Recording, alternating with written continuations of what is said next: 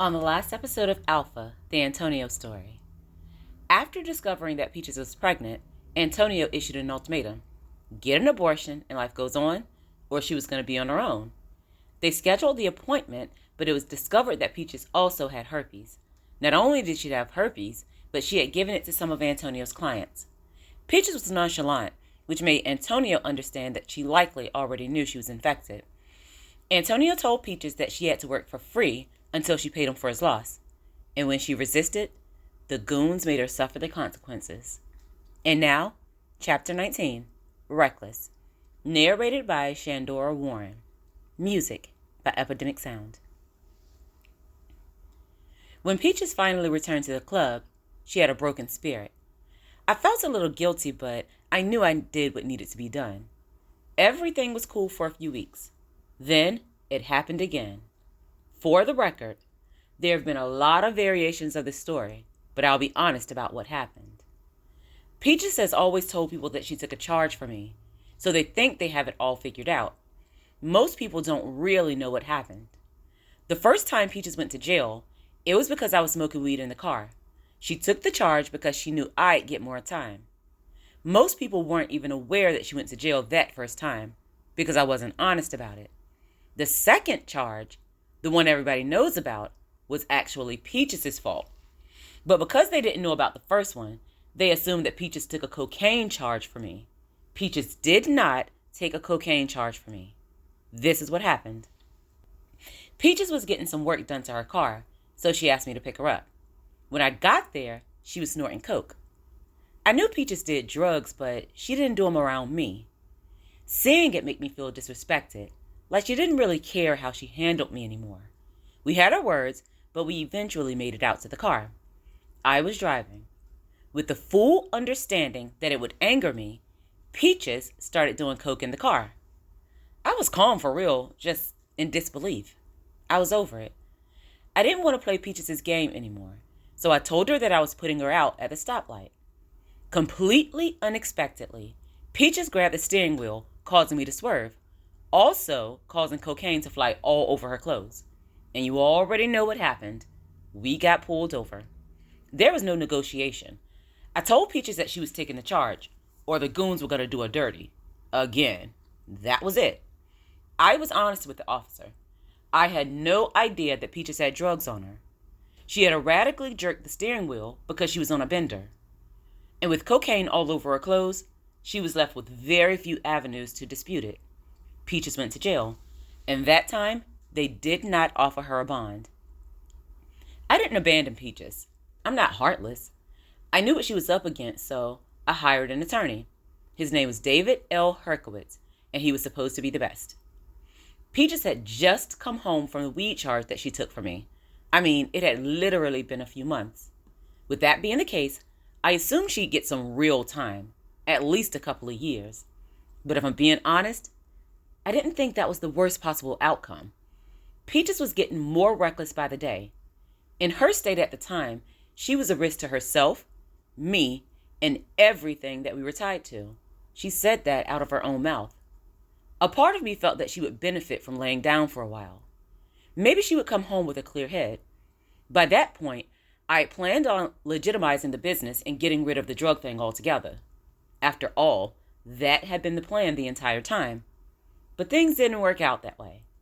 Peaches presents well, and Mr. Herkowitz was the best lawyer that money could buy. Peaches went to court looking like Mary Poppins, and the judge saw her as a sweet girl with an unfortunate drug addiction. She gave her 6 months in jail and enrollment into a mandatory drug treatment program. Peaches started serving her time at the very beginning of 1995. With Peaches gone, you'd think that Cream and I would have carried on peacefully. In a typical world, maybe that would have happened.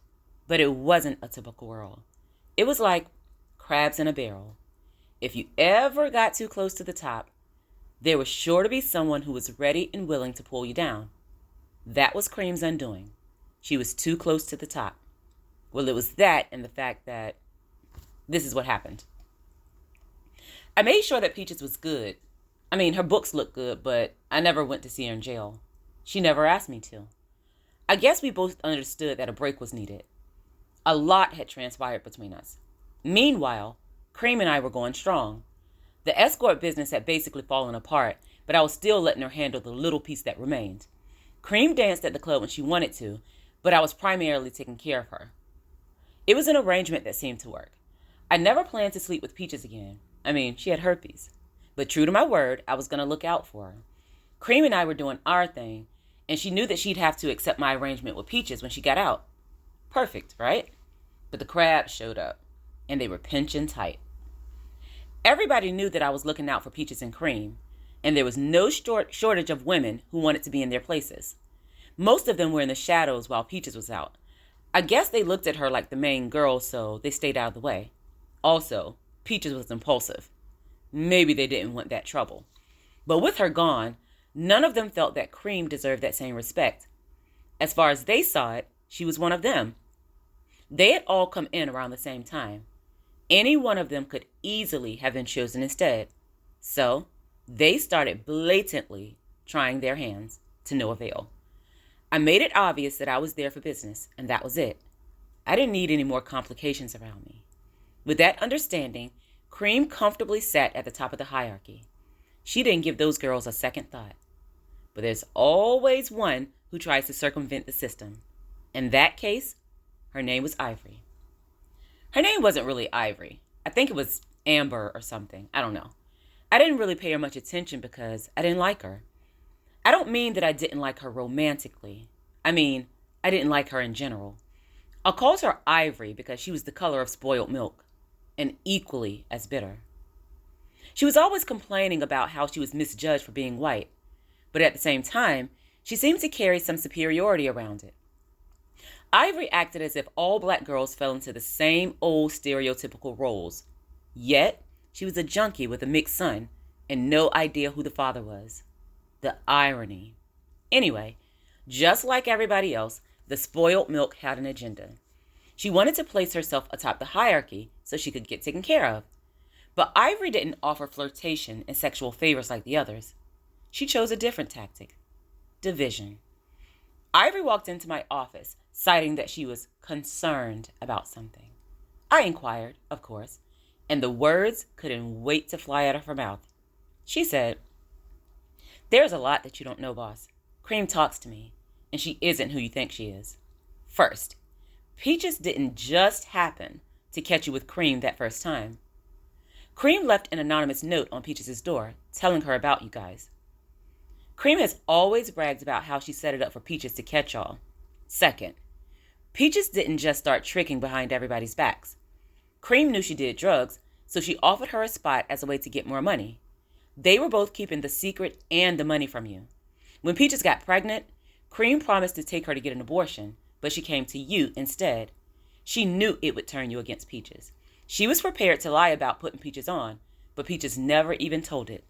Oh yeah, and Cream has been tricking too. She has 2 clients that pay her big money, and she keeps it all for herself." I could have assumed that the spoiled milk was lying, but something told me that she wasn't. There was just too much detail. I knew Ivory was being opportunistic, but I believed her. There was so much to unpack. First, Cream had intentionally set it up for Peaches to catch us having sex. That made me understand that she wasn't the person who just wanted to take care of me and make me comfortable, as I had previously believed. Cream knew that Peaches was a loose cannon. She intentionally brought chaos to my business. She bragged about it. Secondly, she played on Peaches' drug habit to bring her into prostitution. Peaches was her own person, and she could have made her own decisions. However, I had expressed that bother to Cream. She knew how I felt about Peaches doing drugs. She used a hurtful situation to line her pockets. Then she turned on Peaches when she got pregnant. I know I didn't always do things the right way, but I was big on certain loyalties. For some reason, Peaches trusted Cream. But the second she discovered a way to climb the ladder, Cream showed what she'd do to win. That said a lot about her. And after all that, Cream was tricking too? Maybe she wasn't doing it in the same way that the others were, but she had 2 men that were paying her for sex. I had no doubt that she was using my operation to achieve her financial goals. but she was keeping all of the money for herself. It's funny how she failed to disclose that while snitching on Peaches. It was very obvious that I needed to be in the business of teaching tough lessons. Peaches was locked up and in the process of learning hers. Cream was up next. And as for Ivory, the information was beneficial, but I wanted nothing to do with that. Thank you so much for listening. Make sure to follow Shenny Tells a Story on Facebook and Instagram. I'd love to hear from you. If you'd like to purchase books by Shandora Warren, they're all available on Amazon in ebook, paperback, and some in hardback formats. Please like and follow this podcast and share it with your friends, family, and frenemies, because all relationships matter, even the toxic ones. Thank you so much for helping me to create the world that I want to see. This is my 10th book. Oh yeah, you're welcome.